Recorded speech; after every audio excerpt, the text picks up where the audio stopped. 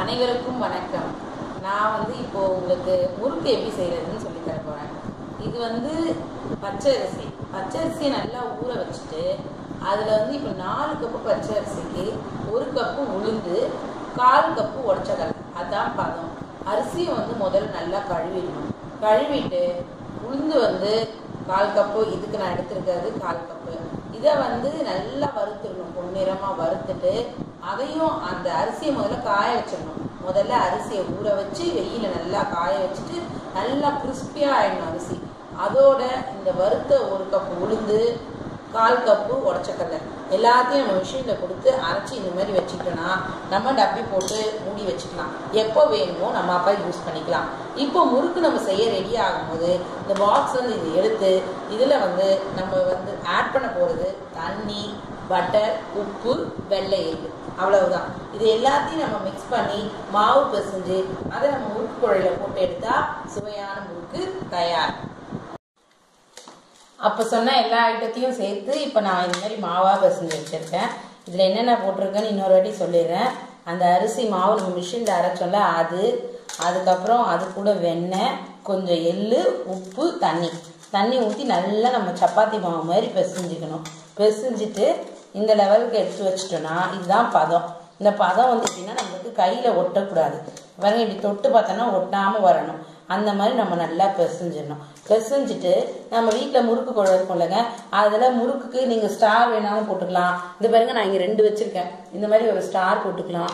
அப்படி இல்லையா இந்த மாதிரி ரவுண்டு தான் வேணும்னா ரவுண்டு வச்சுக்கலாம். நான் இன்னைக்கு உங்களுக்கு நான் 2த்தையும் செஞ்சு காட்டுறேன். 2த்துல எது விருப்பமோ அவங்கவுங்க டேஸ்ட்டுக்கு ஏற்ற மாதிரி, ஷேப்புக்கு ஏற்ற மாதிரி நம்ம செஞ்சுக்கலாம். இப்போ எண்ணெய் நல்லா காஞ்சிருச்சு. நான் அப்போ பிசைஞ்சு வச்ச மாவை இந்த முறுக்கு குழையில போட்டிருக்கேன். இந்த எண்ணெய் காஞ்ச உடனே இந்த மாதிரி கரண்டியில போட்டுருங்க. பிகினஸா இருக்கவங்க எடுத்து நம்ம கையில போடணும். நம்ம பாட்டிலாம் அப்படியே கையில போடுவாங்க, அப்ப நமக்கு தெரியாது. இப்போ நம்ம எங்க ஜென்ரேஷன்னா கஷ்டப்படுவோம். அதனால எண்ணெயை காய வச்சுட்டு இப்படி வச்சுட்டு இந்த மாதிரி போட்டுருங்க. அப்புறம் இன்னொரு கரண்டி எடுத்து அதையும் இப்படி போட்டுருங்க. உங்களுக்கு நான் ஒன்று பண்ணி காட்டுறேன் பாருங்க. இப்போ இப்படி இருக்குங்களா, இதை வச்சுட்டு அப்படியே இப்படி சுற்றுனீங்கன்னா நம்மளுக்கு என்ன ஷேப் வேணுமோ ஒன்றா. இப்போலாம் குழந்தைங்க ஏபிசிடி கேட்பாங்க. ஏன் பொண்ணு இருக்கா, அவள் ஏ கேட்பா, பி கேட்பா.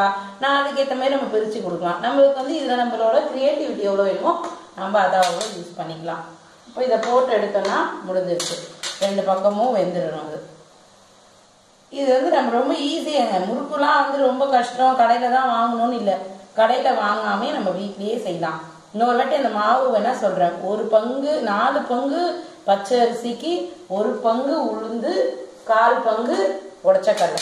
இது எல்லாத்தையும் நம்ம மிஷினில் கொடுத்து அரைச்சிடணும். இப்போ 4 போட்டால் போதும், 4 நாளாக போட்டுடலாம். இப்போ நான் எவ்வளோ ஈஸியாக பிழிகிறேன். ஒன்றுமே பிரச்சனையே இல்லை. இது அப்படியே நம்மளுக்கு என்ன ஷேப் வேணுமோ அந்த ஷேப்பில் பிரிஞ்சுக்கலாம். இது ஸ்டார் முறுக்கு.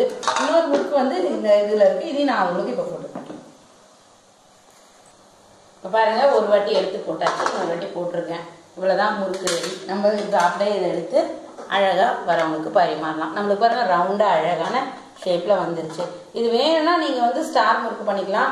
நான் இன்னைக்கு 2 முறுக்கு பண்ணியிருக்கேன். ரவுண்டு முறுக்கு ஒன்று, ஸ்டார் முறுக்கு ஒன்று. ஏற்கனவே நான் ரவுண்டு முறுக்கு பண்ணி வச்சுருக்கேன். அதையும் இப்போ உங்களுக்கு நான் காட்டுறேன். இது இந்த ஷேப்பில் பண்ணிக்கலாம், இல்லைன்னா நம்ம இந்த ஷேப்பில் பண்ணிக்கலாம். 2 ஷேப்லேயும் நேர்களுக்கு சுவையான முறுக்கு தயார்.